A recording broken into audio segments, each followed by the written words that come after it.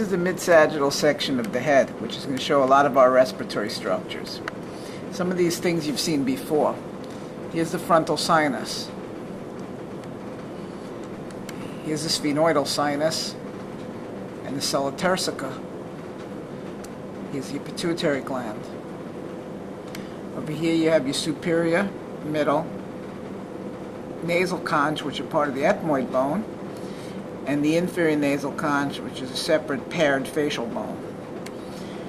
Now to do some new stuff. We have the external nares here, or the nostrils, which brings air into the vestibule.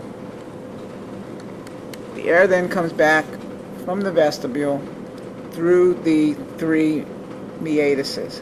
The superior meatus, the middle meatus. Okay, and the hard palate is made up of the palatine process of the maxilla and the horizontal plates of the palatine bone. Here we have the soft palate and the uvula. We have the oral cavity. Okay, here's the teeth, lips, tongue. Coming back behind the oral cavity is the oropharynx. Embedded deep in the oropharynx is the palatine tonsil, and posterior to the tongue here is the lingual tonsil. We have the lingual tonsil and the palatine tonsil. The oropharynx then comes down into the laryngeal or hypopharynx. Okay. Here you can see the epiglottis, the flap that covers over the airways when you're swallowing so that food can come down into the esophagus.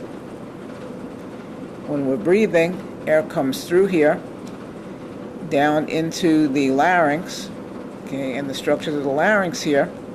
Basically, you have your thyroid cartilage, or Adam's apple, and your cricoid cartilage, the larynx. Up here we have the hyoid bone, the only bone in the body that doesn't articulate with any other bone. And it connects through a bunch of membranes to the larynx and to the epiglottis over here. Over here we have the vocal cords, or vocal folds. And then below that we have the trachea.